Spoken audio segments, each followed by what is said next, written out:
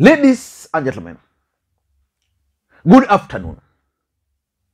President Uhuru Kenyatta has tried all the tricks in the books to kick out his deputy, Dr. William Samoei Arap Ruto, from the larger Mount Kenya region without success.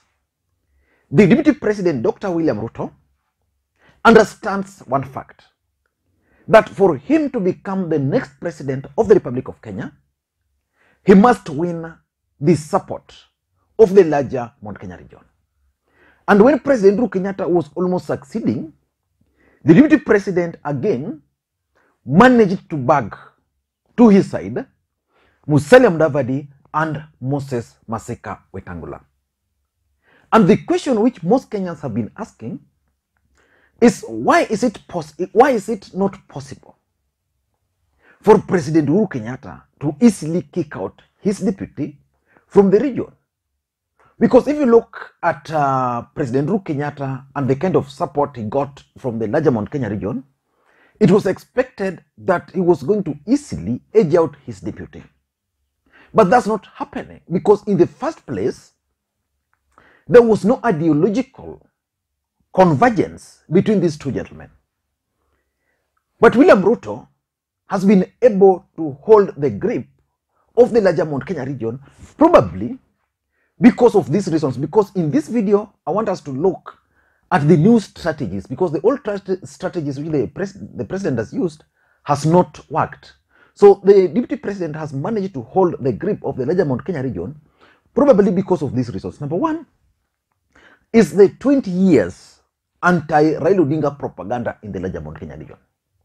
20 years with serious propaganda against Raila Odinga is probably the reason why President Uhuru Kenyatta is unable to sell Raila Odinga successfully the way we would have wanted in the larger Mount Kenya region.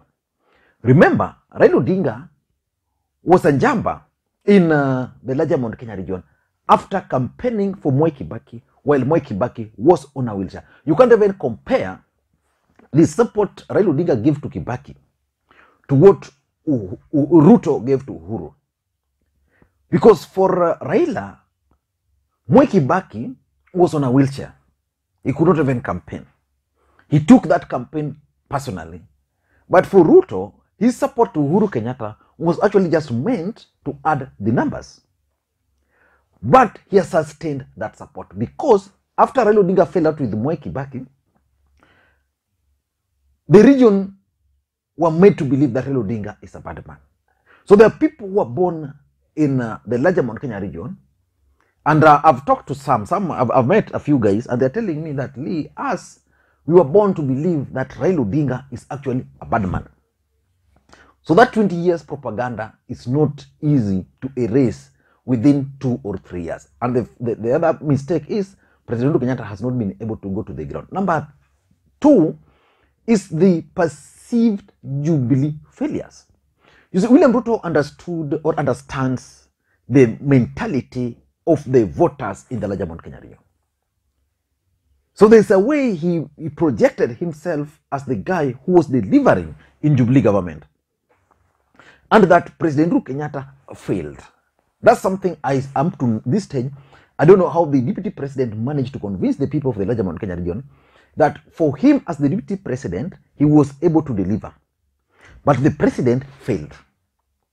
And because there are perceived Jubilee failures, remember this government came into power, they overborrowed, corruption was the order of the day, so it was expected that the government was going to be broke. And they were warned. But COVID also came. So because of Jubilee failures and all those other factors, most businesses went down, the cost of living went high or up. So it aided the deputy president in his grip of the region. And you can also, number 3, not deny the fact that President Uhuru Kenyatta actually failed to connect with his voters. Once he was elected, the president disconnected himself from the voters. That's the mistake any politician should never do. I was telling a friend of mine who has been nominated as a member of, who has been nominated to contest on ODM ticket as a member of county assembly, I was telling this guy that voters don't really vote for you because they love you. Mostly, they vote for you because they want to remove someone or they want to protect their interest. So once you are elected, you must create a connection between you and the voters for the next 5 years. If you don't do that, I can assure you, they'll leave you. Raila Odinga has been able to sustain his support base because he used to connect. At some point after the handshake, Raila Odinga disconnected with his supporters, and you saw what happened to him. He's trying to reconnect again. Ruto has been able to connect with his supporters. Uhuru Kenyatta disconnected himself, and that's why he's been unable to kick out the deputy president. And the other fact is the handshake. The handshake politics. It was never explained to these people. These people never understood. Like, you are taking us to Raila Odinga in March. In February, you are telling us how this guy is mad. How this guy is the worst. So he needed to have gone to the ground just to explain to these people, but he failed. And remember, William Ruto is a schemer. By 2017, he was already scheming for Mount Kenya because he had understood that politics is a game of betrayal and interest. And the fact that his interest and Uhuru were coming to an end, he was expecting betrayal. So the deputy president went and imposed his allies or his people as members of parliament. So these people, he was able to connect with them, and these are the people who have given the president a hard time. So in this video, I want us to look at the new strategies which President Uhuru Kenyatta is using, because the old ones are not working for him. The deputy president has managed to dodge them. Before we do that, for those who are watching this channel for the first time, I want you guys to take a second or two, click that subscribe button so that next time we produce a video like this, YouTube will automatically notify you. And to the subscribers, I want to continue. Thank you guys for your continued support, because without their support, this channel cannot be where it is. Now, let us get back to the main issue. It's a bit cold. It's foggy here in Kisumu today, by the way.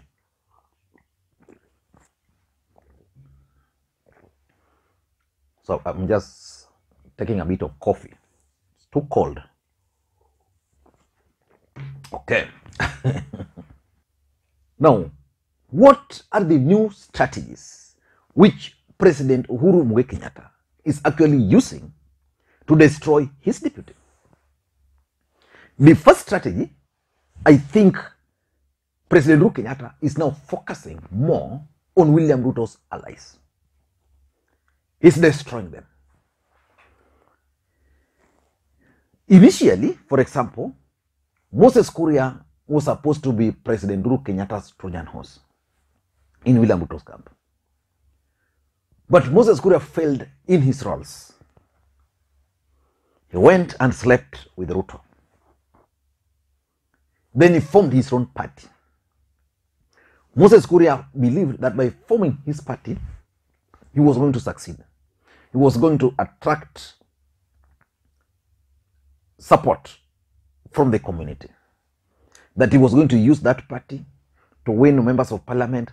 Then he was going to be automatically the heir apparent to President Uhuru Kenyatta. Now, what has Uhuru Kenyatta done to Moses Kuria, for example? Moses Kuria has been destroyed completely. I'm not sure whether Moses Kuria will succeed in becoming the governor for Kiambu.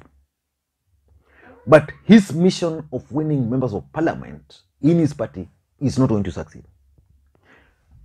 Yesterday, I saw a gubernatorial candidate, the Speaker of the County Assembly of Nyandarua, castigating Moses Kuria for taking his money and then endorsing someone else. The other day, I saw members of county assemblies and some members of parliament aspirants on his own political party being shortchanged, and these guys are better. That move, which Moses Kuria did unknowingly, has actually destroyed him. And I could see the hands of President Uhuru Kenyatta in all those schemes. His organizing secretary left. I think his treasurer also joined Jubilee. So Moses Kuria has been left with a party which is a shell. So he has been destroyed. His value is no longer there. You go to the other guy who was key supporter of the DP, a man the president entrusted with the cabinet position, Mwangi Kiunjuri. If you look at Mwangi Kiunjuri today, he's not the Mwangi Kiunjuri you guys used to know before. And others are being destroyed. Look at what is happening to Susan Kihika. Those wars, in my view, are actually sponsored. So the president is destroying some of these people, creating confusion in UDA in the hope that is going to translate to good tidings on his part. Number two, if you follow Jubilee as a political party at the moment, Jubilee Party just concluded their party nominations and they've issued certificates. And what they have done, what Jubilee Party has done, is that they've identified very strong candidates. And these strong candidates have been issued with nomination certificates. The idea behind having these strong candidates is that they'll be able to sell Jubilee in their strongholds. So that's something which I'm seeing is likely to succeed. And if you look at President Uhuru Kenyatta, he tried this in Kiambaa. President Uhuru Kenyatta identified a strong candidate in Kiambaa, sponsored that candidate against William Ruto's party, which by that time had over 80% support. When the elections were concluded, the UDA candidate and this guy were almost neck to neck. The difference was not that huge. That is what he's hoping to do, in the hope that these strong candidates, most of them, are likely to win because he's going to fund them. Jubilee is going to be popularized and is going to divorce Jubilee campaigns in Mount Kenya region from the presidential campaigns. The third strategy which President Uhuru Kenyatta is using is anti-William Ruto propaganda in the region. So far, teams have been formed in the larger Mount Kenya region, and they are passing a message to the voters there that William Ruto is not a good man. Remember, President Uhuru Kenyatta is good at this. In the last election, President Uhuru Kenyatta hired Cambridge Analytica specifically to deal with Raila Odinga. Now, what the president and his team are doing, they've hired a team which is specifically dealing with the Mount Kenya region and William Ruto. Before you knew, you are going to see William Ruto losing the grip of the region. Already, majority of online soldiers who are supporting William Ruto from the larger Mount Kenya region, most of them so far have already defected. So today there are very few who are still supporting William Samoei Arap Ruto. The other strategy which is using is targeted the UDA nominations. William Ruto tried so hard to conduct UDA nominations, which to his credit was better than any other political party. But there's a fallout. And that fallout, the president is using. You go to Naivasha, for example, there's a fallout where Jen Kihara voted twice. Who recorded that video? And UDA gave Jen Kihara nomination certificate because after tribunal, she defeated the guy with one vote. Then a video of Jen Kihara voting twice emerged. So if you vote twice, it means your vote was one and then an extra vote, which means there was no way Jen Kihara would have won that nomination. So there's serious fallout within UDA party, in Naivasha, and in Nakuru in general as we speak. His other strategy is the leadership of Azimio. President Uhuru Kenyatta has now taken the leadership of Azimio.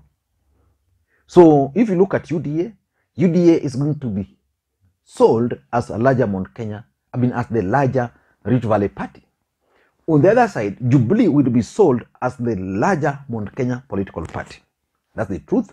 And he has convinced people like the Nakuru gubernatorial candidate, Governor Liki Nyanjui, several others to contest on Jubilee.